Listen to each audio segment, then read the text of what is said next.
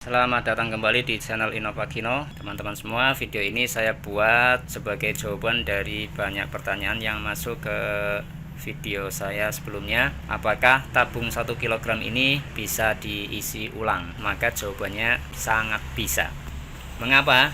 Karena kalau kita perhatikan, kantep ini di dalamnya tidak terdapat katup ya. Jadi dari kantep ini gas dari tabung bisa keluar, begitu juga sebaliknya, gas dari luar pun bisa dimasukkan ke tabung ya. Jika teman-teman meniup udara melalui sini ya, saluran ini, maka udara akan bisa keluar melalui lubang yang satu ini. Artinya apa? Gas dari tabung bisa keluar, juga bisa masuk melalui kantep ini. Tabung freon 1 kg ini bisa diisi ulang. Tetapi ingat, tabung freon ini ya, sangat tidak disarankan untuk diisi ulang ya. Jadi meskipun bisa ya, sangat beresiko ya. Jadi pabrik memproduksi tabung freon 1 kg ini memang dirancang untuk sekali pemakaian ya. Kalau kita lihat di bagian badan tabung ini terdapat tulisan demikian, non-refillable. Artinya apa? Tidak untuk diisi ulang ya. Jadi memang tabung freon ini dirancang untuk sekali pemakaian. Tetapi ya, memang jika masih terdapat sisa freon di tabung ini, akan sangat disayangkan jika harus dibuang ya. Kita tahu bahwa untuk mengisi AC, maka tekanan di tabung ini harus lebih tinggi di AC. Artinya freon yang ada di tabung ini tidak bisa dipakai sampai habis, pasti akan selalu bersisa, dan ini sangat disayangkan jika dibuang. Maka jika ada teman-teman yang berpikir bagaimana jika tabung freon ini diisi ulang, ya bisa, tapi resikonya sangat tinggi. Mengapa? Karena yang pertama, kita lihat ini untuk tabungnya ini, ketebalan dari dinding tabung ini bisa dikatakan kurang dari 1 mili ya, artinya sangat tipis.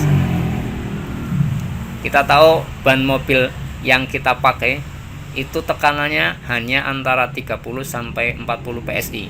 Tekanan 30 PSI pada ban mobil saja sudah mampu menahan beban hingga ratusan kilogram. Artinya apa? Tekanannya itu sangat tinggi. Bagaimana jika tabung ini diisi sampai 100 PSI? Ini kalau pengisian melebihi batas, maka tabung ini bisa meledak. Ini resikonya ya. Dan bukan itu saja, bahwa gas itu sangat dipengaruhi oleh suhu. Jika tabung ini kita letakkan pada ruangan yang suhunya tinggi, maka tekanan pada tabung ini akan meningkat dan bisa meledak ya. Apalagi kalau sampai menyimpan di bawah sinar matahari ya, tanpa kita tahu ternyata tekatannya meningkat terus sampai akhirnya bisa meledak. Nah, ini dikhawatirkan jika diisi ulang kemudian kita salah menempatkan, tekanannya meningkat, maka ini bisa meledak. Itu yang pertama. Yang kedua, kita lihat pada bagian kepala, tempat dimana kentep dipasang.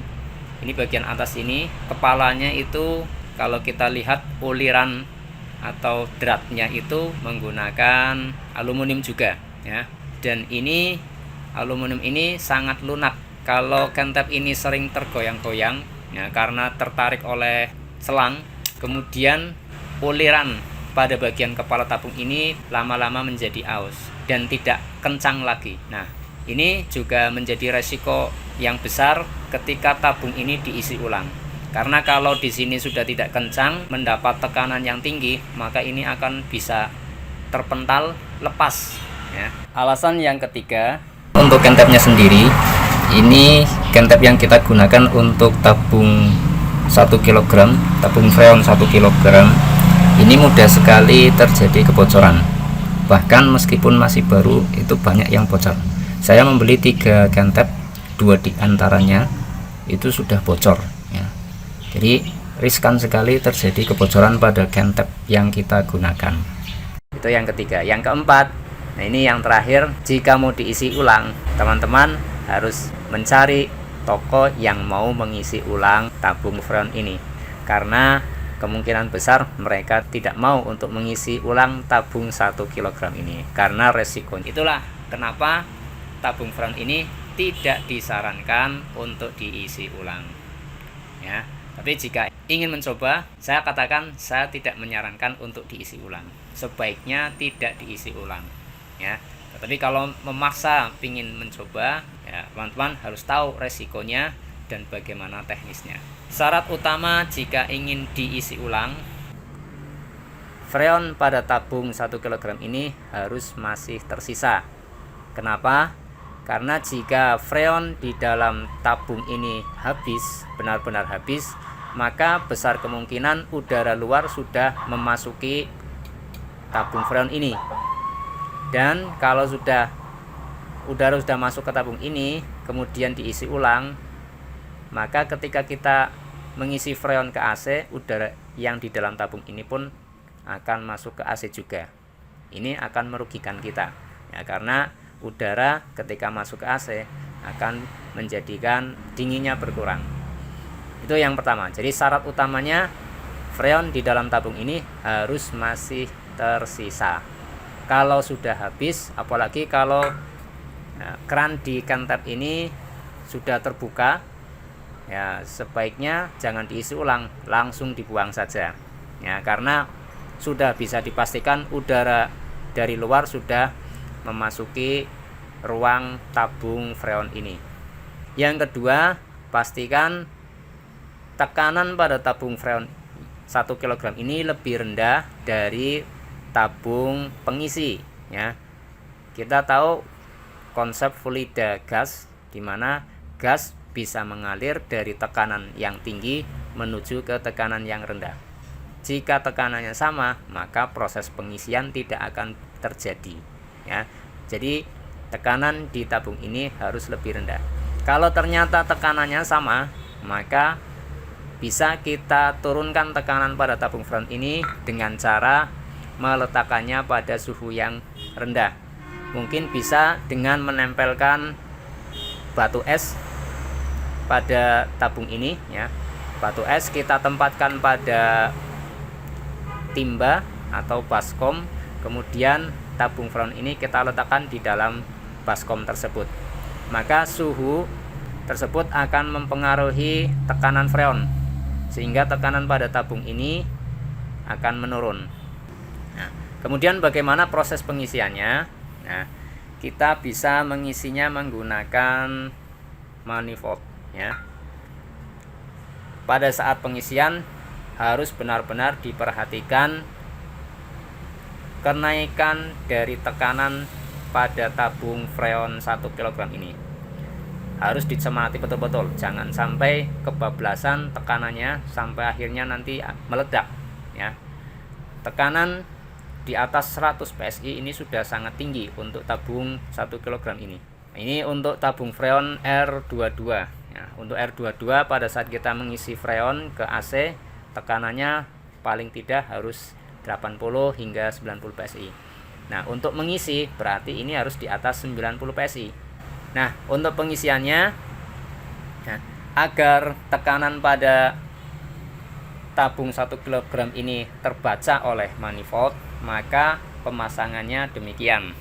Pressure gauge ini itu akan membaca tekanan pada tabung yang terhubung pada selang kuning ini.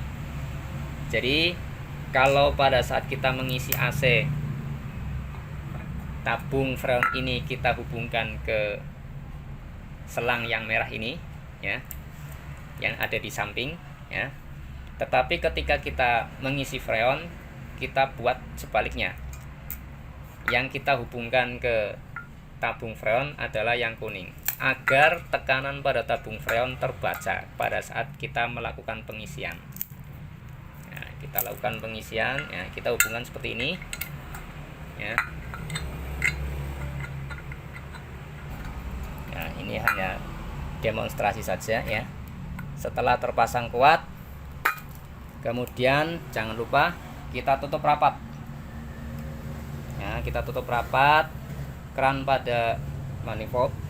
Kemudian setelah ini jangan lupa kita buang udara yang ada di selang kuning ini. Juga kita buang udara yang ada di selang merah ini ketika kita hubungkan ke sumber pengisi ya. Nah, setelah seperti ini bagaimana? Kita cek dulu tekanan pada tabung ya. Kita buka untuk melihat tekanan pada tabung. Nah, ini tekanannya masih lumayan tinggi ya, masih di atas 100 ya, tekanannya masih tinggi.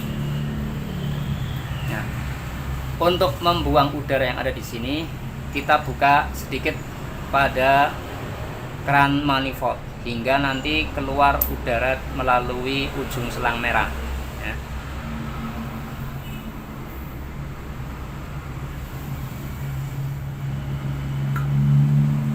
Nah, kita buka sampai bunyi nyes. Nah, ini sudah keluar ya. Setelah keluar, kemudian kita hubungkan selang merah ini pada sumber pengisi ya, tabung sumber pengisi freon. Kemudian nanti setelah terhubung, di sini kita buka sedikit ya, keran pada tabung pengisi kita buka, kemudian di sini kita buka sedikit untuk membuang udara pada selang ini. Setelah itu ya, kemudian baru kita lakukan pengisian. Tapi perlu diperhatikan saat melakukan pengisian harus benar-benar diperhatikan perubahan tekanan pada tabung freon ini. Karena jika terlalu berlebihan, maka tabung freon ini bisa meledak. Oke, teman-teman, itu saja cara mengisi tabung freon 1 kg. Semoga video ini bermanfaat. Sekali lagi saya sarankan tabung freon 1 kg ini tidak disarankan untuk diisi ulang. Terima kasih. Assalamualaikum warahmatullahi wabarakatuh.